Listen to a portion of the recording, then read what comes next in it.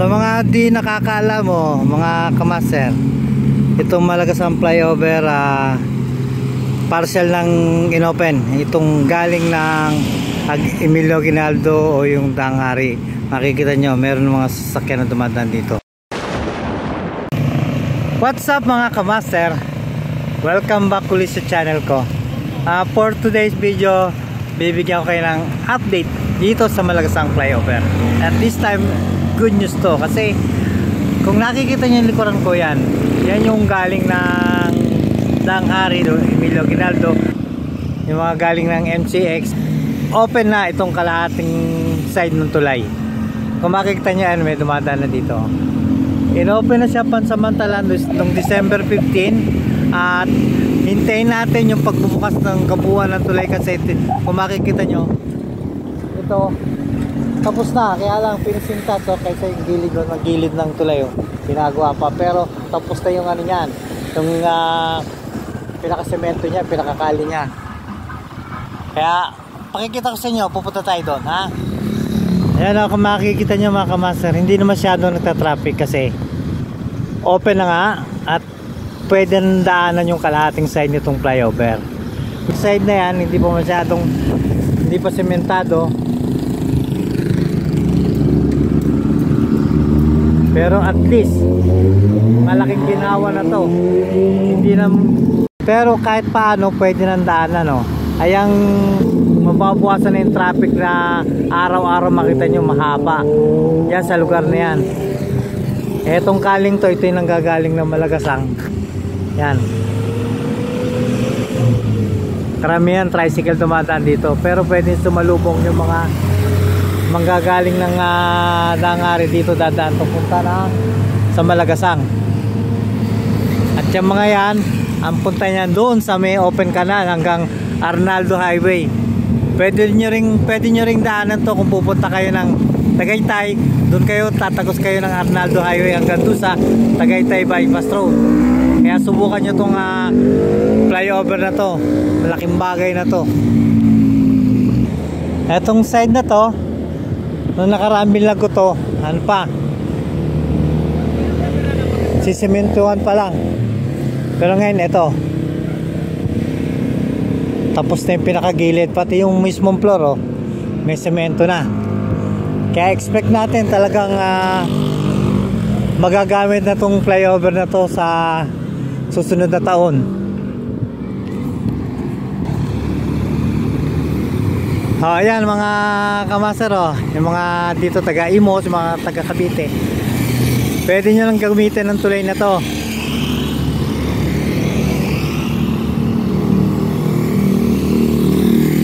Smooth na smooth ang biyahe nyo dito.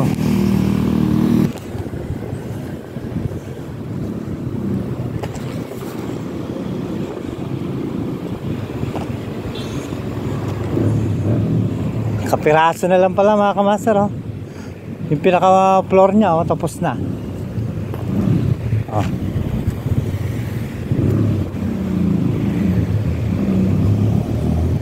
Yan na lang natitira, kapiraso na lang, doon maganda lang tignan, kasi hindi na nag-iipon sa sakyan doon, Sa baba naman yan mga kamaster, yung kali na yan, nilalaparan na rin nila yan. Kung makikita nyo, inayos na yung drainage yan. Konti na lang ang natitira din dyan. Highway na rin ang tsura nyan. Pakikita ko, pupunta pa tayo doon. Kaya mga kamaster, kung mapapadaan kayo sa Cavite, traffic sa Emilio Aguinaldo, pwede nyo nandaanan to, itong Malagasang flyover. Kaya lang sa ano nga lang, sun side pa lang, kasi itong side na to hindi pa pinagagamit. Meron pang bagong semento doon. Yan ang green part, nasa likod natin ang gaso. Ayun, tapos ito naman yung galing ng Malagasang doon sa ilalim. Meron pang konting side dito hindi pa sementado.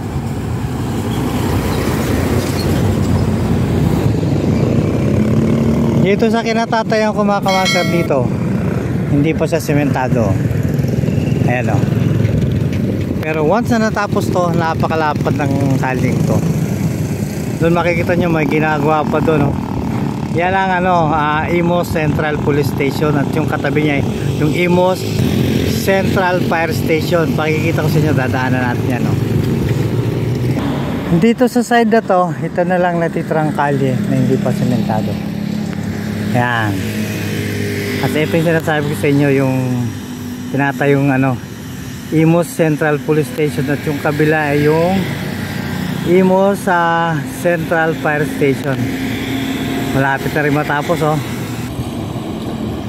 Na soon meron lang Imus Police Station, Central Police Station dito, at saka itong ano, Imus Central Fire Station.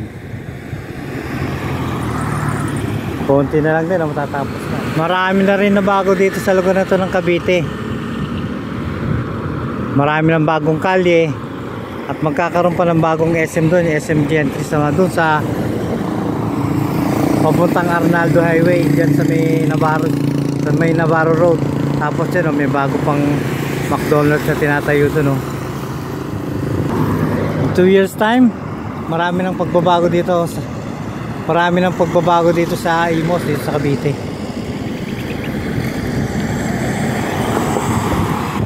Yan na mga kamaster, oh. Nilalagyan na rin ng center island. Yung kali niya, yung sa kanan, yan yung papunta ng Malagasang Boulevard. Itong kaliwa, yung papunta naman, papuntang Tagos niyan, Dasma. At doon sa straight na yun, papunta doon, yun yung papuntang Navarro Road, Gentry. Tapos ito na yung bagong ano, McDonald's na tinatayo dito, para sa mga mahilig mag-McDo dyan, oh. Meron na kayong aabangan. Baka next year, January, mag-open na yan. Kaya hintayin nyo na lang.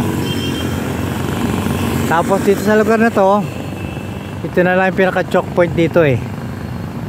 Maraming volume ng sasakyan doon. Tapos meron sasakyan na nagagaling pa sa Malagasang Boulevard. Dagdag pa itong mga to, yung mga yan. Kaya madalas ang traffic dito. Kaya yan na lang ang titisin ng mga kababayan natin. Kaya hintayin na lang natin ano, matapos tong highway. Ginhawa na to, dire-diretso. Kamaster, total nandito na rin lang tayo sa Cavite. Bibigyan ko kayo ng update dito sa ano, sa Gentry Kawit Calax Interchange. Ito na siya, oh. Yan yung mga natapos niya. Tatawid kasi dito sa tulay, kasi yan yung mga poste niya, oh. Hanggang dun.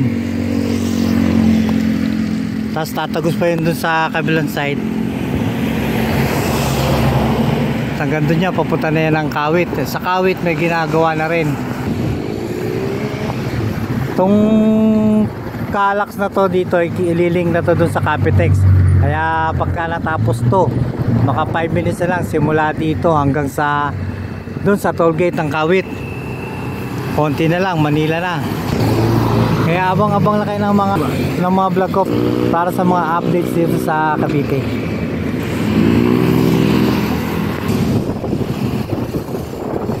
Paano mga kamaster, hanggang dito na lang, oh. Tapos naman tayo itong araw na to. Muli nagpapasalamat ako, sinamahan niyo uli ako sa biyahe ko, ah. Binigyan ko na naman kayo ng press update dito sa Malagasang flyover, kasama na ibang lugar dito sa Cavite. Kaya sa muling pagkita mga kamaster, maraming salamat, bye.